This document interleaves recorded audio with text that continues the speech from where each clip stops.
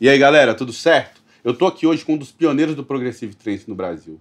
Atualmente morando em Barcelona, trabalha com sua própria gravadora, onde tem um suporte de grandes nomes da house music, como Shane D e Danny Crift.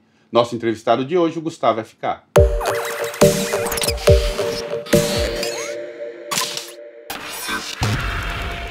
E aí, Gustavo, tudo certo? Beleza. Primeiro de tudo, é um prazer te ter aqui hoje, depois de tanto tempo sem te encontrar.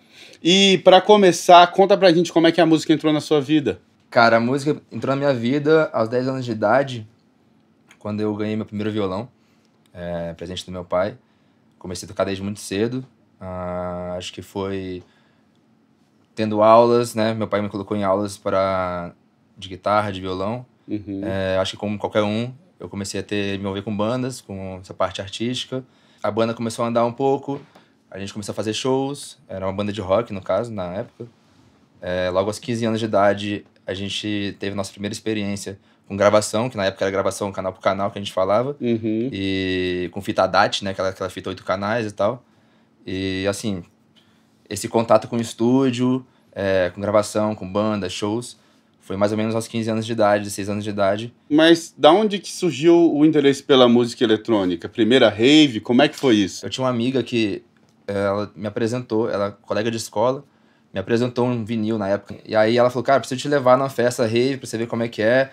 E aí a gente foi um dia nesse tipo de festa que era muito afastado, muito difícil acesso de chegar. E, pô, cheguei na festa, aquela coisa, luz negra, né, um negócio neon. E uma outra proposta de som também, porque a gente músico tá acostumado com uma coisa mais instrumento, vocal, né, voz, Exato. o vocal ali tá sempre na linha de frente e tal. Então era o DJ ali tocando a música e naquela época era muito experimentalismo, assim, pra gente. E aí achei muito interessante isso e realmente comecei a frequentar mais as festas pela proposta, assim, sabe? E me identifiquei, comecei a me interessar pelo trabalho do DJ, inclusive. Conheci um amigo meu que naquela época era difícil de você ter acesso à produção, a dicas, a gente não tinha tutoriais nem nada disso. E ele me apresentou o Reason, inclusive, o Fruity Loops na época. E aí comecei a fazer som, né? Pra brincar, eu sempre fui da música, assim, tava sem banda. E achei fantástico porque você podia fazer todos os instrumentos você mesmo, não tinha esse negócio de marcar ensaio com todo mundo com seus horários diferentes. Então você podia fazer o seu horário, as suas coisas. E daí, de começar a aprender a produzir, você fez seu primeiro projeto. Conta um pouco do seu primeiro projeto e dessa transição até chegar hoje, o que você trabalha hoje. Comecei a tocar como DJ, discotecar, e comecei a me apresentar como live, porque eu já estava produzindo com hidráulica na época. Começou a dar muito certo, e eu já em 2002, 2003, eu já estava atuando como profissional ali na área. Pegamos Ceará Music, pegamos a turnê do Infected Mushroom, Astrix na época também. Esse projeto de Fulon me trouxe a experiência de chegar um pouco mais além, né? Na verdade, acho que o boom foi com Temptation, um projeto que eu tive com o Rodrigo CH5, também um dos percussores do Progressive Trance no Brasil, sabe? Na época não existia live de trance, me lembro só do Oxygen na ocasião.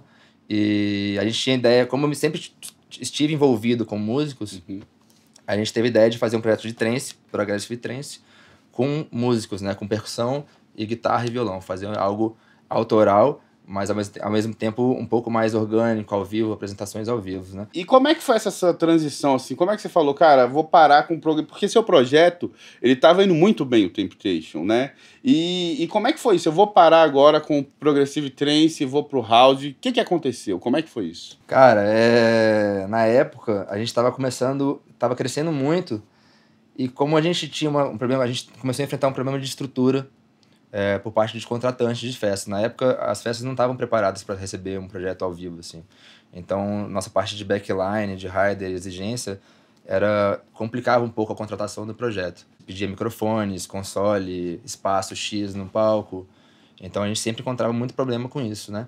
A gente começou também a perceber que o mercado teve uma época que deu uma decaída, o mercado do trance, porque foi justo na época que o house começou a chegar forte no Brasil.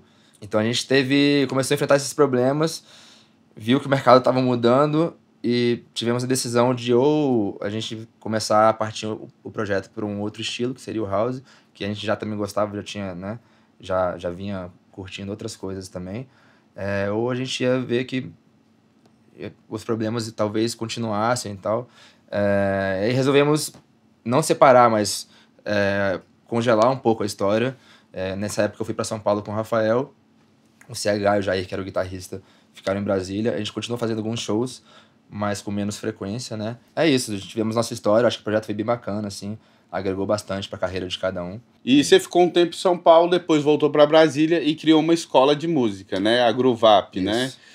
Que foi, eu acho que a primeira escola de música eletrônica de Brasília. Conta um pouco a história dela, como é que foi isso? Pois é, eu acho que eu tenho um pouco esse espírito de empresário, empreendedor, sabe? E aí eu tava em São Paulo, passei um tempo lá, fui estudar, fui me especializar em algumas coisas.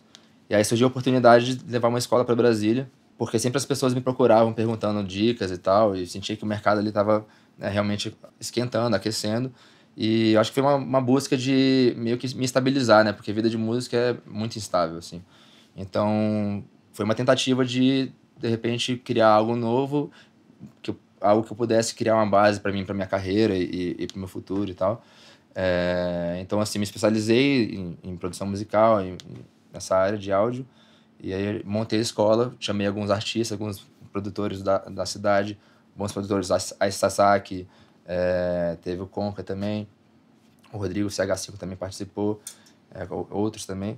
E chegamos a formar quase 150 pessoas em 2 anos, assim, com aulas particulares.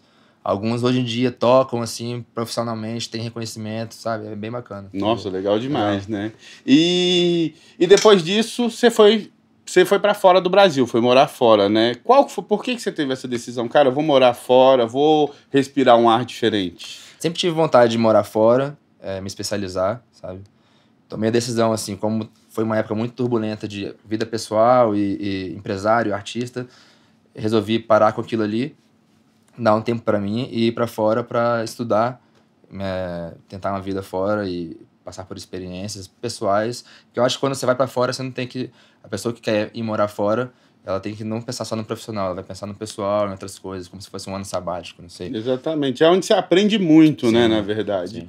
E depois desse tempo todo produzindo house music, você ainda tem uma saudade de produzir um progressive trance, um psytrance de vez em quando? Cara, eu acho que a saudade não é a palavra, mas eu tenho mais vontade de produzir o que eu não produzi hoje em dia do que eu já produzi. Uhum. Eu tenho interesse em fazer outras coisas, curiosidades e tal, por aprender, né? Conta um pouco do seu projeto atual, Gustavo FK. Hoje em dia eu me dedico realmente ao house music, assim, uma vertente mais funk, mais disco. Tô com algumas coisas agendadas, fechei agora com a Duff Note, que é um label de Londres que é muito conceituado, muito respeitado nesse lance da house music mesmo. Não é muito conhecido por aqui, mas tá me abrindo muitas portas, né? Inclusive a gente pegou agora um top 11 pela Gas Records, que é sublabel da Duff Note. Então tá tendo muito convite para fazer remixes de certos artistas bacanas que eu sempre segui, que eu sempre toquei, que para mim é essencial, assim, você tá trabalhando com quem que você gosta, sabe? Pessoas que eu seguia antes, então hoje em dia tô trabalhando junto, então assim, para mim tá sendo bem satisfatório, assim, sabe? O Gustavo vai ser reconhecido nesse meio. E qual que é o estilo que você aplica na sua gravadora? O que sua gravadora lança? Hoje, por enquanto, basicamente house music com influência de Chicago, o K-Garage, um pouco de Deep House. O house bem tradicional mesmo, né? Seria o house tradicional, assim, uma coisa mais soulful às vezes, mas a gente gosta sempre de estar inserindo um pouco, fazendo coisas originais, mais soulful, mais com remixes um pouco mais low ou mais tech house, para que essa música se encaixe em diferentes situações, assim, sabe? E agora vamos falar um pouco de produção. Qual que é o software que você trabalha? Cara, o software é Logic tradicional, Logic 9. E eu lembro que desde quando eu te conheci há muito tempo atrás, você usa o Logic. Você chegou a migrar um pouco para algum outro programa? Cheguei a usar um pouco de tudo. O Ableton, o Cubase, o Fruit Loops. Qual que é o setup do seu home studio, do seu estúdio? Cara, meu home studio é um pouco básico, assim, um Mac, uma interface de áudio, tenho 2 Event de monitor, tenho um Nord Lead, um Moog, que é o Minotaur, e uma UAD também. E esse setup que você usa no estúdio, alguma coisa você leva para o seu live? Ou você não faz live? É set? Como é que funciona isso, o seu setup na hora de tocar da gig? Cara, hoje em dia eu só toco discoteco, CDJ, que eu gosto mesmo, faço meus loops ali, minhas coisas. E projeto live, por enquanto, Eu já fiz tanto live, eu acho que hoje em dia eu prefiro tocar discotecar, porque eu pego tanta pista diferente. Então, pra mim é mais versátil eu estar sempre tocando as músicas do meu label, dos meus parceiros e tal. Eu até prefiro. Entendi. E aí é meio que por isso. E você tem algum synth preferido, algum hardware preferido? Cara, eu gosto muito da UAD, vou te falar a verdade, porque você tem plugin da SSL, Nive. Você pode explicar um pouco pra gente o que é o AD, que muita gente não sabe? A UAD é uma interface, né, que processa separadamente do seu computador. Então, ela tem plugins específicos que precisam desse processador. São plugins de efeitos dinâmicos, né? Tem channel strips, como da SSL, da Nive, tem reverbs, né? Emula salas. Então, tem coisas que só na Universal tem ali, né? E para finalizar, conta pra gente o que tem aí pra esse ano. Bom, pra esse ano já tá acontecendo muita coisa. A gente teve nosso primeiro showcase no Razzmatazz, que é em Barcelona, que é um dos maiores clubes da Europa, mais tradicionais. Apresentações marcadas no Macarena, pro Off Sonar também. Tem alguns showcases também marcados aqui no Brasil. Tem novos artistas chegando pro label, como, por exemplo, o Gilbert Elefunk, que é bem tradicional também na Europa. Eu acho que o label tá criando uma cara legal, sabe? A gente tá conseguindo lançar o que a gente gosta, também ter uma visibilidade bacana. E é isso, trabalhar. Qual que é a dica que você dá pra quem tá começando a tocar, produzir? Eu acho que pra quem tá começando é começar a coisa como um hobby, assim, sabe? Você pode querer uma parte profissional, acho que você não tem que começar como querendo ganhar dinheiro ou alguma coisa, porque é bem longo um caminho, assim. Então, eu acho que quem tá começando se divertir, né? Divertir. Até mesmo quem tá tocando hoje em dia, esquecer um pouco de, sabe? Essa parte profissional afeta muito, sabe? Quem tá tocando, quem é artista. Eu acho que você tem que tocar sempre porque gosta, assim. Porque te dá um prazer, sim, né? Sim. Legal. Então, sempre como um hobby, eu acho que é o melhor começo.